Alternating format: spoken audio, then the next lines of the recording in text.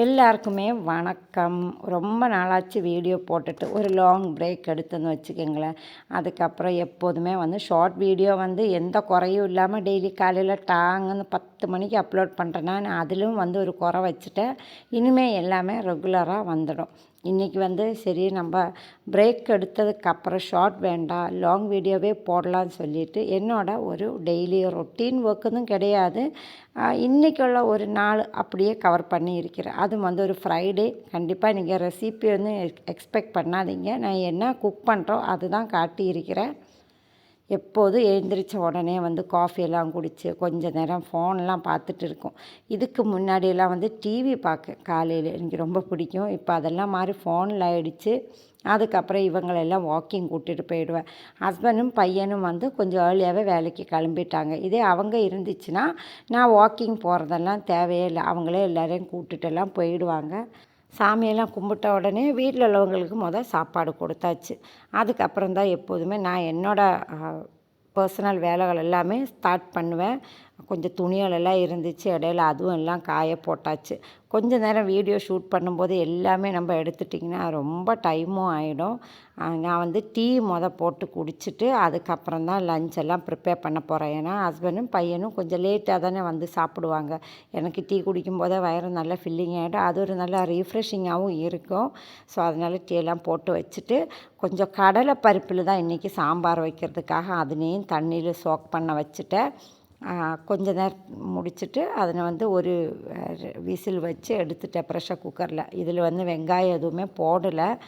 அதுக்கப்புறம் லியோக்கு இப்போ உடம்பு சரியில்லாததுனால அடிக்கடிக்கு கொஞ்சம் ப்ராப்ளம்ஸ் எல்லாம் இருக்கும். அவன் சொல்லிகிட்டே இருக்கேன்.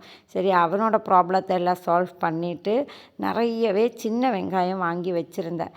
அதை நான் எப்போதுமே உரித்து ஃப்ரிட்ஜில் வச்சுக்குவேன். தேவைப்படும் போது எடுத்துக்கலான்னு கொஞ்சம் நேரம் தண்ணியில் சோக் பண்ணிவிட்டு உரிச்சிட்டிங்கன்னா நல்லா ஈஸியாகவும் வந்துடும். அதே மாதிரி சோப்பு அரிசியில் தான் சோறு ஆக்குறேன். அதுலேயும் கொஞ்சம் நேரம் வாஷ் பண்ணிவிட்டு சோக் பண்ணிட்டேன்னா ஈஸியாக வெந்து வந்துடும். நான் இன்ஸ்டன்ட் போட்டு தான் செய்ய போகிறேன். வெங்காயம் நம்ம உரித்ததுக்கப்புறம் வாஷ் பண்ணக்கூடாது, அப்படின்னா கெட்டு போயிடும். அப்படியே நம்ம டப்பாவில் போட்டு வச்சுக்கலாம். நேற்று கொஞ்சம் மல்லி இலை வாங்கிட்டு வந்திருந்தேன். அதுலேயும் கட் பண்ணி எப்போதுமே நான் இது ஃப்ரீசரில் தான் வைப்பேன். ஃப்ரிட்ஜில் வச்சுட்டிங்கன்னா சீக்கிரமாக இன்றைக்கி கெட்டு போயிடும்.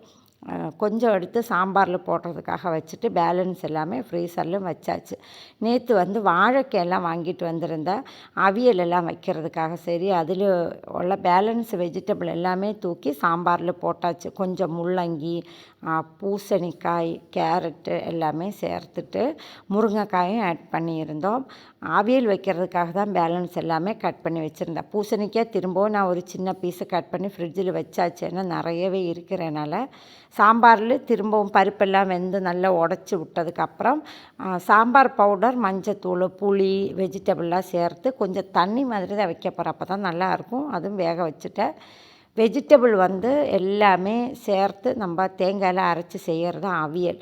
அது நான் அடிக்கடிக்கு பண்ணுவேன். இங்கே எல்லாருக்கும் ரொம்ப பிடிக்கும்.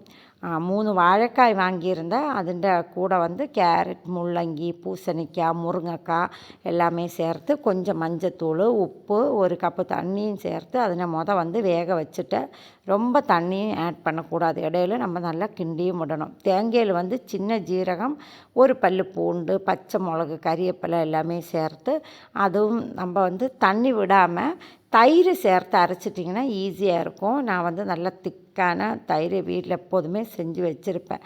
சரி அதுதான் யூஸ் பண்ணி இன்றைக்கி வெஜிடபிள் லைட்டாக அந்த ஆவி ஏறும் இல்லை, அதோடு நம்ம இந்த தேங்காயெல்லாம் அதில் சேர்த்து ஒரு தடவை கிண்டி விட்டுட்டு கவர் பண்ணி வேக வச்சு எடுத்தால் போதும். ரொம்ப தண்ணி மாதிரி ஆயிடுச்சுன்னா அது வற்றி வர்றதுக்கு டைம் எடுக்கும்.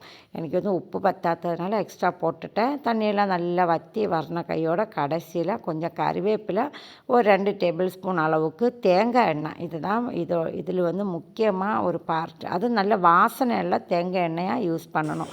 அப்போ தான் டேஸ்ட்டும் நல்லாயிருக்கும். நான் சோறெல்லாம் ஆக்கின கையோட அவியலும் சோறும் மட்டும் வச்சு சாப்பிட்டாச்சு. ஏன்னா சாம்பார் கொஞ்சம் டைமும் ஆகும். இது கேரளான்னெல்லாம் வர மட்டை அரிசி தான். இங்கே நமக்கு ஈஸியாக வாங்கவும் கிடைக்கும். நான் இன்ஸ்டன்ட் போட்டில் வேக வச்சுட்டு அதுக்கப்புறம் கொதிக்கிற தண்ணி இருக்குல்ல அதுலேயும் சேர்த்து ஒரு தடவை கிண்டிட்டு நல்லா வடித்து எடுத்துடுவேன். அதுக்கப்புறம் பச்சரிசி சோறும் ஆக்கினேன். நான் சோறெல்லாம் சாப்பிட்டுட்டு அப்புறம் திரும்பவும் வேலைகள் வீட்டில் உள்ளது தான் எப்போதும் செய்கிற மாதிரி தான். ஆனால் நான் வந்து நீங்கள் பார்க்குற மாதிரி கண்டினியூவாக வேலையெல்லாம் செஞ்சுக்கிட்டு இருக்கல. கொஞ்சம் நேரம் ரெஸ்ட் எல்லாம் பண்ணினேன். எடுத்து வச்ச வீடியோஸ் எல்லாம் கொஞ்சம் எடிட் பண்ணுறது இருந்துச்சு, அதுவும் எல்லாம் செஞ்சுக்கிட்டு தான் இருந்தது. டைம் வந்து நம்ம கொஞ்சம் ட்ராக் பண்ணி செஞ்சிட்டிங்கன்னா அந்த ஹோல் டே வந்து நமக்கு ரொம்ப பிஸி ஆகின மாதிரியே தோணும். சீக்கிரமாக செஞ்சு முடிச்சிட்டேன்னா அதுக்கப்புறம் போரிங் ஆகிடும்.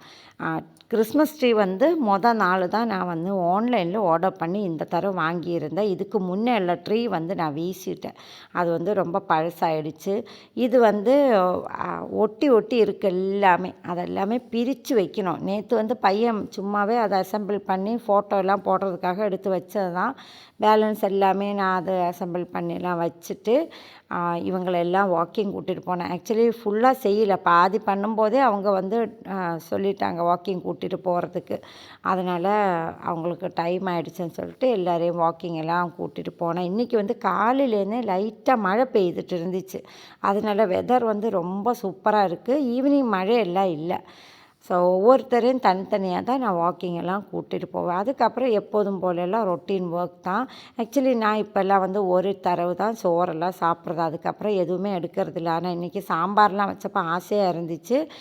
2 நாளைக்கு முன்னே ராகி இட்லி பண்ணியிருந்தேன், நல்லா சாஃப்டாக இருக்கும். இதோட மெஷர்மெண்ட் எல்லாம் நெக்ஸ்ட் டே நான் பண்ணும்போது உங்களுக்கு காட்டுறேன். அது 2 பேலன்ஸ் இருந்ததுன்னா சாம்பார்லாம் போட்டு சாப்பிட்டாச்சு கொஞ்சம் ஏர்லியாகவே, ஒரு 5 o'clock போல் தான். அதுக்கப்புறம் இன்றைக்கி வந்து பெட் ஸ்ப்ரெட் எல்லாம் வாஷ் பண்ணி வச்சுருந்தேன்னா மடக்க போகிறேன். இது வந்து கமெண்டில் நிறைய பேர் கேட்டிருந்தீங்க கம்ஃபர்டர் எப்படி மடக்கிற அப்படின்னு. அதனால் எடுத்த வீடியோ தான். உங்களுக்கு கிளியராக தெரியணும், அதனால தான் ஃபாஸ்ட் ஃபார்வர்ட் பண்ணாமல் நார்மலாகவே காட்டிகிட்டு இருக்கிறேன். நீங்கள் வந்து 4 இந்த மாதிரி மடக்கிக்கிங்க. நான் வந்து நார்மலி கீழே உட்காந்துருந்தா செய்யும். இது இப்போ உங்களுக்கு காட்டுறதுக்காக டைமும் கொஞ்சம் எடுக்குது. நம்ம இப்படி 4 மடக்கும்போது அதோட எண்டில் வந்து ஒரு பொக்கெட் மாதிரி இப்படி தெரியும் இல்லை, அதுன்னு வந்து திரும்பவும் நம்ம கீழே வச்சுட்டு நீங்கள் வந்து இந்த சுருட்டி வச்சிருக்கிற போர்ஷன் ஃபுல்லாகவே உள்ளுக்கு நல்லா தள்ளி விட்டுடுங்க. இவ்வளவு தான். ஒரு பொக்கெட்டுக்குள்ளே எல்லாமே வைக்கிற மாதிரி இருக்கும். இந்த மாதிரி நீங்கள் ஃபோல்ட் பண்ணும்போது நம்ம ஸ்பேஸ் வந்து நல்லா சேவ் ஆகும். அலமாரிலாம் வைக்கும்போது ரொம்ப மெஸ்ஸி ஆகாது, அது அப்படியே கலைஞ்சு போகாது, பார்க்குறதுக்கும் நல்ல நீட்டாக இருக்கும். நான் இன்றைக்கி 3 ரூமில் உள்ளதும் எல்லாம் வாஷ் பண்ணியிருந்தேன். எல்லாமே மடக்கிறது உங்களுக்கு காட்டுறேன், ரொம்ப ஈஸி தான். ஒவ்வொன்றும் வந்து சைஸு டிஃப்ரெண்ட்டாக இருக்கும். இன்னொரு மெத்தட்லும் இந்த மாதிரி கம்ஃபர்டெல்லாம் மடக்குவாங்க. நான் அதில் முந்தைய ட்ரை பண்ணேன், ஆனால் இது எனக்கு ரொம்ப ஈஸியாக இருந்துச்சு. அதனால தான் உங்களை எல்லாமே காட்டிகிட்டு இருக்கிறேன். ஸோ இன்றைக்கி உள்ள வீடியோ கண்டிப்பாக உங்களுக்கு இன்ட்ரெஸ்ட்டாக இருக்குமா இல்லையாന്നുள்ளதெல்லாம் கமெண்டில் சொல்லுங்கள். இன்னும் வந்து நல்லா ரெசிபீஸ் அதே மாதிரி டெய்லி உள்ள வ்ளாக்ஸ் எல்லாமா உங்களை காட்டுறேன். ஷார்ட் வீடியோ டெய்லி போடுறதுனால அது மிஸ் பண்ணாமல் எல்லாருமே பாருங்கள். தேங்க்ஸ் ஃபார் வாட்சிங்.